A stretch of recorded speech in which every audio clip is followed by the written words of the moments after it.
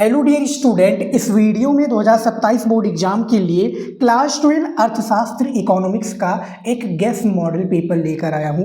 इस model paper को मैं पूरा सॉल्यूशन के साथ बताने वाला हूं। हर एक प्रश्नों का उत्तर बताऊंगा जो आपकी बोर्ड एग्जाम के लिए मोस्ट इंपॉर्टेंट है। आपको इकोनॉमिक्स में 100 में से 95% प्लस स्कोर करना है, तो बिल्कुल सही वीडियो पर आए हो। इस वीडियो को पूरा देख लीजिए, आप लोगों का 95% बिल्कुल पक्का हो जाएगा। तो अनुक्रमांक और नाम यहाँ पर आप लोगों को लिख लेना है, पेपर में आएगा। 365 के ये पेपर का कोड होता है। जनरली इसी तरीके से कोड आपके पेपर में भी आएगा। पूर्णांक जो होगा 100 नंबर का पूर्णांक रहेगा।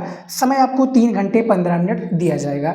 3 घंटे पेपर को हल करने के लिए और 15 मिनट पेपर को अच्छे से रीड करने के लिए। और ये जो पेपर है पूरा कंप्लीटली इस तरीके से डिजाइन किया है मैंने कि आप लोग कहोगे कि इंपॉर्टेंट क्वेश्चंस इसी तरीके से रहते हैं। नोट में यहाँ पर देखिए जो है, नोट की प्रारंभ के 15 मिनट परीक्षार्थियों को प्रश्न पत्र पढ़ने के लिए निर्धारित है। निर्देश है कि सभी प्रश्न अनिवार्य, यानी इस पेपर में जितने भी प्रश्न दिए गए हैं उसका उत्तर आपको देना है कॉपी में, और सभी प्रश्न इंपॉर्टेंस हैं। तीसरा पॉइंट है कि प्रश्न संख्या 1 से 10 तक बहुविकल्पीय प्रश्न है, जिनका केवल सही उत्तर अपनी उत्तर पुस्तिका में लिखना है। प्रश्न संख्या 11 से 18 तक अति लघु उत्तरीय प्रश्न है, जिनका प्रत्येक उत्तर लगभग 50 शब्दों में देना है, यानी प्रश्न का उत्तर देना है। और प्रश्न संख्या 19 से 24 तक लघु उत्तरीय प्रश्न है, जिनका प्रत्येक उत्तर लगभग 150 शब्दों में, तथा प्रश्न संख्या 25 से 27 तक विस्तृत उत्तरीय प्रश्न है, जिनका प्रत्येक उत्तर आपको 300 शब्दों में देना है। और ये निर्देश को पढ़ना बहुत ज़्यादा जरूरी है। काफ़ी स्टूडेंट गलतियां कर देते हैं, इस निर्देश को नहीं पढ़ते हैं एग्जाम में, तो प्लीज़ आप लोग पढ़ लीजिएगा, ठीक है। हर एक सब्जेक्ट का निर्देश पढ़ना जरूरी होता है। अब बहुविकल्पीय प्रश्न देखिए, 10 बहुविकल्पीय प्रश्न पूछे जाते हैं। पहला प्रश्न दिया हुआ है इस मॉडल पेपर का, राष्ट्रों का धन यानी वेल्थ ऑफ नेशंस नामक पुस्तक किसने लिखी है, ये आपको बताना है। 1 नंबर का ये प्रश्न है, क्या एडम स्मिथ ने लिखा है, मार्शल ने लिखा है, मेहता ने लिखा है या रॉबिन्स ने लिखा है। तो आपके पहले नंबर प्रश्न का फर्स्ट ऑप्शन सही हो जाएगा, एडम स्मिथ हो जाएगा। ये जो पुस्तक लिखी है 1776 ईस्वी में लिखा है, द वेल्थ ऑफ नेशंस पुस्तक। तो पेपर में आएगा प्रश्न, याद रखिए। दूसरा प्रश्न देखिए इस पेपर का, निम्नलिखित में से किसे पूंजीगत वस्तुओं में सम्मिलित किया जाता है। तो जो पूंजीगत वस्तुओं में सम्मिलित किया जाता है, क्या टेलीविजन सेट को किया जाता है, स्टील की चादर को, उपकरण को, या चाय पत्ती को। तो इनमें से डी वाला विकल्प बिल्कुल सही हो जाएगा, यानी उपकरण हो जाएगा, जो कि पूंजीगत वस्तुओं में सम्मिलित किया जाता है। दूसरे का डी विकल्प यहाँ पर सही हो जाएगा। तीसरा नंबर प्रश्न है, भारत सरकार से करेंसी नोट के विमुद्रीकरण यानी नोटबंदी, जिसको हम विमुद्रीकरण कहते हैं, इसको नोटबंदी के नाम से जाना जाता है, कि सिफारिश कौन करता है। और देखिए जो है 2016 में 1000 और 500 का जो नोट बंद हुआ था, जिसको नोटबंदी कहते हैं, ठीक है, ये कब हुआ था, तो ये पेपर में आएगा 9 नवंबर 2016 को हुआ था, ठीक है। और ये शायद 10:45 या 9:45 को हुआ था, ठीक है, रात को समय था, हम भी सब जग रहे थे और मोदी जी ने भाषण दिया था, क्योंकि लीक हो गया था बात की सरकार जो है नोटबंदी करने वाली है, तो वो जल्दबाजी में लेना पड़ा भाषण, यानी जल्दबाजी में करना पड़ा कि जो है ये नोटबंदी हो रही है। तो तीसरे नंबर जो प्रश्न है इसका डी विकल्प सही हो जाएगा, भारतीय रिजर्व बैंक सही विकल्प हो जाएगा तीसरे नंबर का। चौथा नंबर जो प्रश्न है स्क्रीन पर आप देखिए, एक द्विध्रुवीय या एक द्विक्षेत्रीय अर्थव्यवस्था में राष्ट्रीय आय होती है। तो जो राष्ट्रीय आय होती है कौन सा हो जाएगा, वी विकल्प हो जाएगा। C+1 का फॉर्मूला, यानी सी का अर्थ क्या होता है, निवेश। सी का अर्थ होता है निवेश, और जो आई का अर्थ होता है ये क्या होता है, योग होता है। तो निवेश प्लस योग, यानी द्विध्रुवीय क्षेत्र का सी का जो मतलब होता है ये होता है निवेश, और आई का मतलब होता है योग, ठीक है, निवेश प्लस योग होता है। पांचवा नंबर जो प्रश्न है स्क्रीन पर, सरकारी बजट में ऋण बराबर है। तो जो सरकारी बजट में ऋण बराबर है ये क्या हो जाएगा, पांचवे का वी विकल्प सही हो जाएगा, यानी राजकोषीय घाटा हो जाएगा, सरकारी बजट में ऋण बराबर। और एक एक नंबर आप लोगों को स्क्रीन पर सामने दिख रहा होगा, यानी जो प्रश्न जितने नंबर का वो सामने दिया होता है। 6 नंबर प्रश्न है, यदि किसी देश के आयातों में वृद्धि हो तो घरेलू वस्तुओं व सेवाओं की मांग क्या होगी, बढ़ जाती है, घट जाती है, या परिवर्तित रहती है, या शून्य हो जाती है। तो ये जो विकल्प हो जाएगा इनमें से क्या बढ़ जाती है, देखिए बढ़ता ही नहीं है, ना शून्य होती ना परिवर्तित रहती, घट जाती है, ठीक है। तो 6 नंबर का भी विकल्प यहाँ पर सही हो जाएगा। 7वां नंबर प्रश्न है, प्रसिद्ध पुस्तक है प्रिंसिपल ऑफ इकोनॉमिक्स। देखिए प्रिंसिपल ऑफ इकोनॉमिक्स किसने लिखी है, तो यहाँ पर भी सही जो विकल्प हो जाएंगे ये आपके अल्फ्रेड मार्शल हो जाएंगे, ठीक है। इनका जो पूरा नाम है अल्फ्रेड जो है मार्शल हो जाएंगे, मार्शल। तो 7वें नंबर का वी विकल्प यहाँ पर भी सही हो जाएगा। 8वां नंबर प्रश्न देखिए, असंगत को छांटिए, यानी जो इनमें से जो है गलत हैं या सही हैं आप बताइए क्या है। यानी असंगत यानी जो अलग हों, ठीक है, ये आप बताना है आपको। तो 8वें नंबर का सी हो जाएगा, देखिए चावल और चपाती।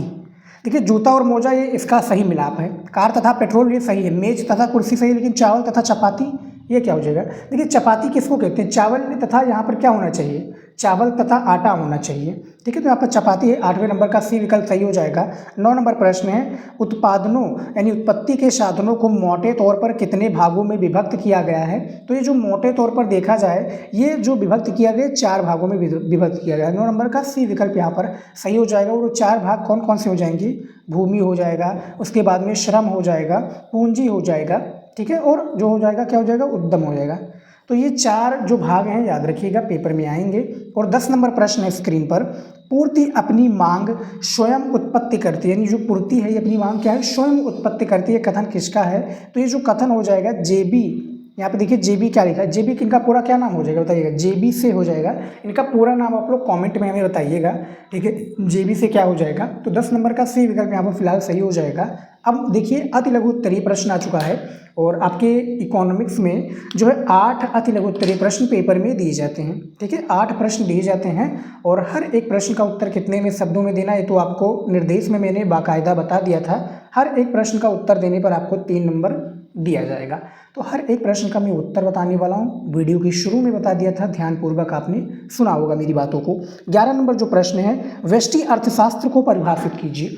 तो जो व्यष्टि अर्थशास्त्र है इसको परिभाषित करना है। इसका उत्तर देखिए, व्यष्टि अर्थशास्त्र व्यक्तिगत स्तर के आर्थिक मुद्दों यानी अथवा देखिए आर्थिक जो मुद्दों अथवा आर्थिक समस्याओं का विवेचन करता है, जैसे एक व्यक्ति, एक फर्म, एक उद्योग अथवा एक बाजार। उदाहरण, एक फर्म द्वारा उत्पादन की तकनीक के, यानी देखिए फर्म के द्वारा उत्पादन की तकनीक के चयन की समस्या है। ये जो उत्पादन की तकनीक है और इसकी चयन की क्या है, समस्या है। तो ये जो है व्यष्टि अर्थशास्त्र का मैंने आपको परिभाषा बताया है। 12 नंबर प्रश्न है, वस्तुओं और सेवाओं के उत्पादन के दौरान कितने प्रकार के मौलिक योगदान किए जा सकते हैं। और ये जितने भी प्रश्न हैं स्टूडेंट वीडियो को लास्ट तक देखिएगा, काफ़ी स्टूडेंट वीडियो को छोड़कर चले भी गए हैं, क्योंकि मैं प्रश्न का उत्तर बताऊंगा, हर एक प्रश्नों का उत्तर दूंगा, और काफ़ी इंपॉर्टेंट क्वेश्चन इसमें मैंने शामिल किए हैं जो आपके पेपर में आएंगे। 2027 के एग्जाम में कन्फर्म है कि इससे बाहर नहीं आएगा।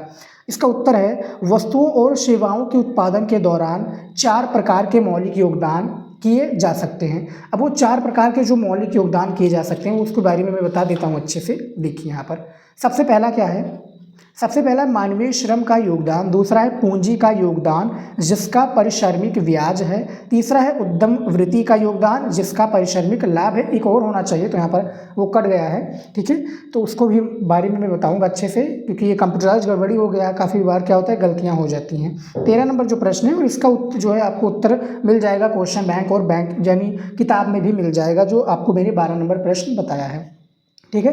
बैंक क्या होते हैं, यानी जो बैंक है ये क्या होता है, ठीक है। बैंक एक लाइसेंस प्राप्त वित्तीय संस्था है जो जमा प्राप्त कर सकती है और ऋण प्रदान कर सकती है, यानी भैया जिसमें हम पैसे जमा कर सकते हैं और निकाल सकते हैं। ये एक लाइसेंस प्राप्त यानी वित्तीय संस्था होता है। जैसे आपने SBI का देखा होगा, SBI का काफ़ी ब्रांच होते हैं, ठीक है। सरल शब्दों में बैंक एक वित्तीय संस्था है जो नकदी प्रवाह, निकासी, क्रेडिट और अन्य वित्तीय लेन देन से संबंधित होते हैं, ठीक है। जो अन्य वित्तीय लेन देन है इससे क्या होते हैं, संबंधित होते हैं, या इस तरीके संबंधित हैं, इस तरीके से भी लिख सकते हो। 14 नंबर प्रश्न है, घर्षणात्मक बेरोजगारी से आप क्या समझते हैं। तो ये 3 नंबर का प्रश्न है। देखिए घर्षणात्मक बेरोजगारी ये होता है, देखिए गार्डनर के अनुसार, जो कि एक जो है इकोनॉमिक्स हैं उनके अनुसार देख लेते हैं। घर्षणात्मक बेरोजगारी वो बेरोजगारी है जो नौकरी में परिवर्तन से एक गत्यात्मक अर्थव्यवस्था में पाई जाती है। ये बेरोजगारी श्रम की गतिहीनता, कच्चे माल की कमी, रोजगार के अवसरों के विषय में जानकारी ना होना, लोगों की रोजगार बदलने की प्रवृत्ति आदि के कारण पाई जाती है। जो लोग होते हैं, लोगों के रोजगार की बदलने की प्रवृत्ति आदि इसमें पाई जाती हैं। 15 नंबर प्रश्न है, प्रत्यक्ष कर तथा अप्रत्यक्ष कर के 2 उदाहरण दीजिए। तो हमें 2 उदाहरण देना है। उत्तर देखिए, प्रत्यक्ष कर का जिसमें आयकर है, निगम कर व वास्तविक संपत्ति कर होता है।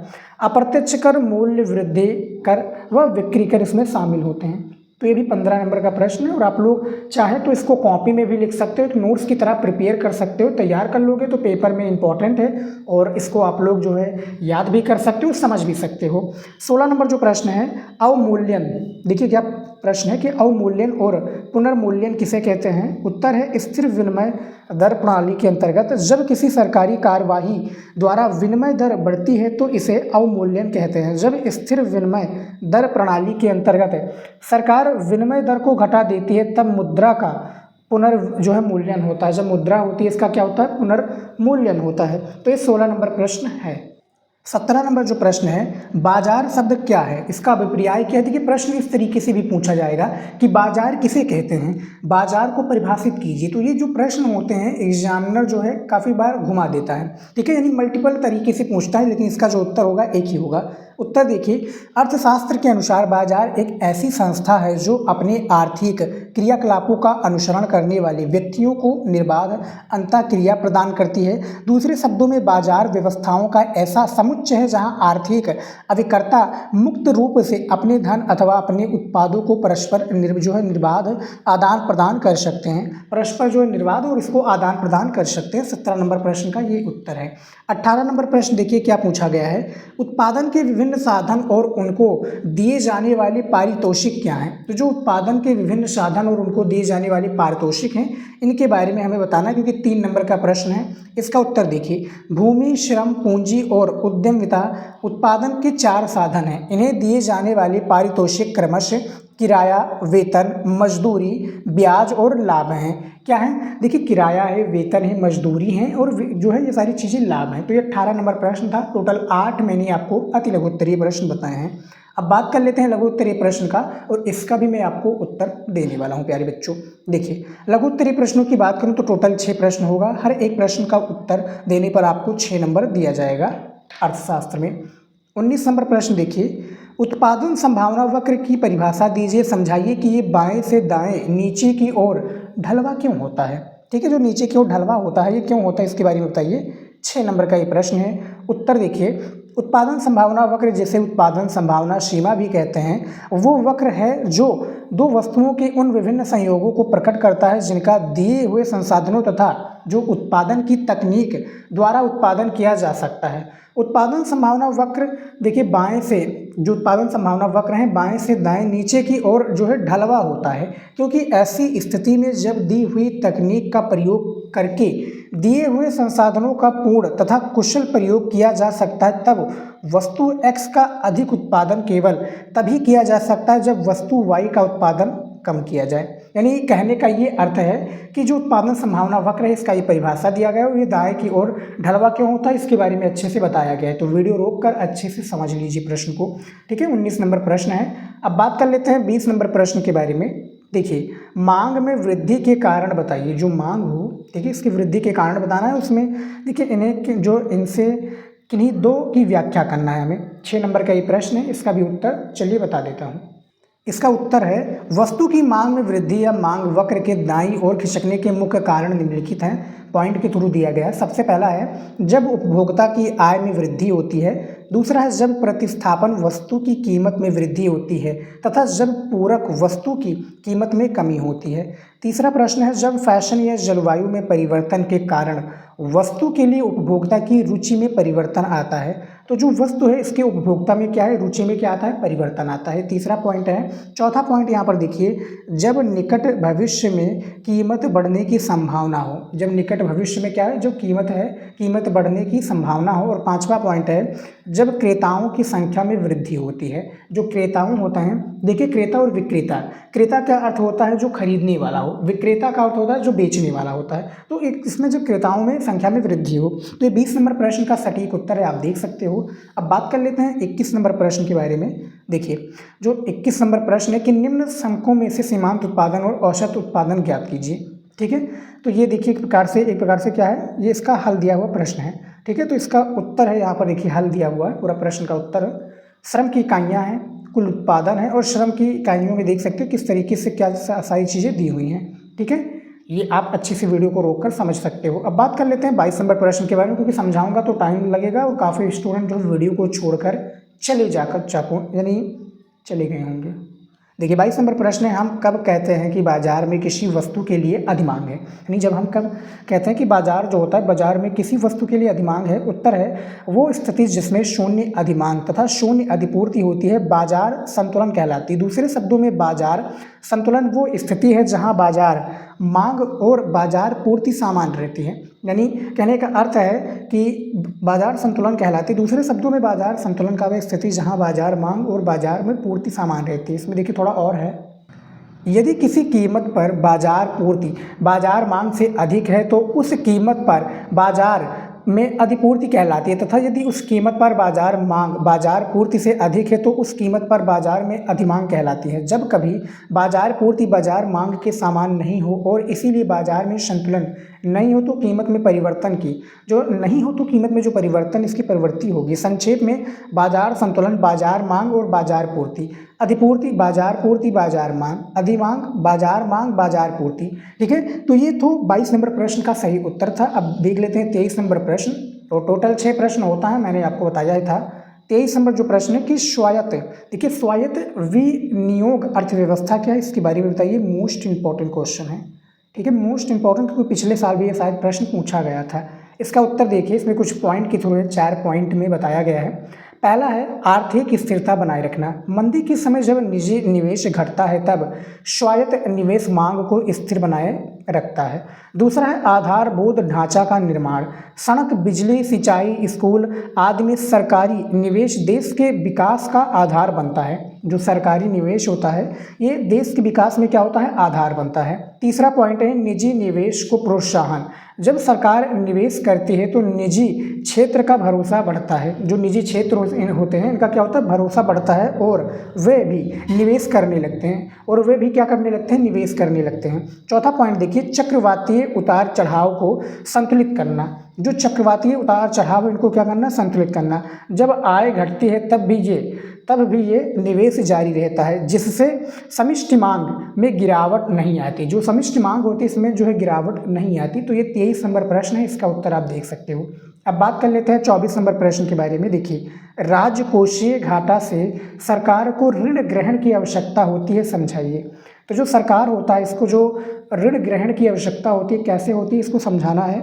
उत्तर देखिए राजकोषीय घाटा ऋण ग्रहण यानी उधार को छोड़कर सरकार के कुल व्यय और प्राप्तियों का अंतर है। अतः राजकोषीय घाटा एक वर्ष में व्यय के लिए सरकार द्वारा लिए गए आवश्यक ऋणों की मात्रा को उजागर करता है। साल दर साल जब ये ऋण भार अधिक हो जाता है तो भावी पीढ़ियों के लिए संसाधन का आधार कम हो जाता है।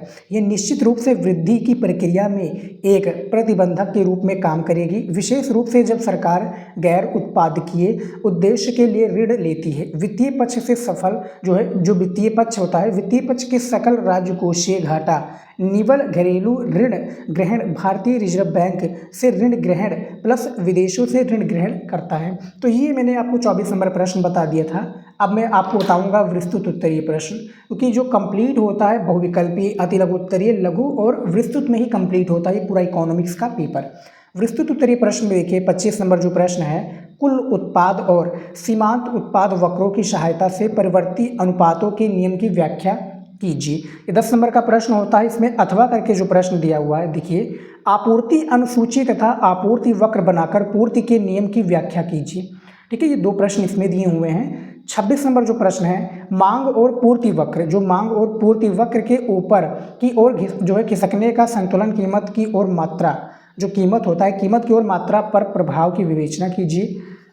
जो है अथवा करके प्रश्न कि केंद्रीकृत योजनाबद्ध अर्थव्यवस्था क्या है, इसके बारे में बताइए। और 27 नंबर प्रश्न है, चित्र की सहायता से औसत लागत तथा सीमांत लागत को समझाइए। ठीक है, तो इसमें भी 2 प्रश्न था, मैंने बता दिया। टोटल 6 प्रश्न हैं। अथवा करके प्रश्न है कि मुद्रा के 3 प्रमुख कार्य हैं, इनके बताइए। तो 2 इसमें हो गया, 2 इसमें हो गया, 2 इसमें हो गया। ठीक है, टोटल कितने हैं, 6 पॉइंट हैं और 6 क्वेश्चंस हैं। और आपको पेपर में आपको 3 ही प्रश्नों का उत्तर देना है। कितने शब्दों में देना है, 300 शब्दों में एक प्रश्न का उत्तर देना है। टोटल आपको 30 नंबर यहाँ पर देखने को मिल जाएगा। 6 प्रश्न हैं और दोनों में से किसी एक ही प्रश्न का उत्तर देना है। जैसे चाहे आप इस प्रश्न का उत्तर आपको पता है तो इसका उत्तर आप दे दीजिए, नहीं तो इसका उत्तर दे दीजिए। ठीक है, और ये सभी प्रश्न का उत्तर आपको कहाँ पर मिलेगा, आपके बुक में मिलेगा या आपके क्वेश्चन बैंक में मिलेगा। ठीक है। हालांकि मैंने कुछ क्वेश्चंस का उत्तर अपने जो वीडियोज के थ्रू समझाया, तो यूट्यूब पर आप सर्च कर लीजिएगा बाई शिवम स्टडी नॉलेज लिख दोगे तो आपको जो है वीडियो मिल जाएगा। ठीक है स्टूडेंट, और आप लोगों को मैं एक और बात बताऊं, ठीक है, तो आप लोगों को करना क्या है, देखिए मैं टॉपिक वीडियो जल्दी आप सभी के लिए लेकर आऊँगा जिसमें मैं इंपॉर्टेंट टॉपिक बताऊंगा पूरे चैप्टर का, तो उसको भी आप लोगों को ज़रूर पढ़कर जाना है। ठीक है।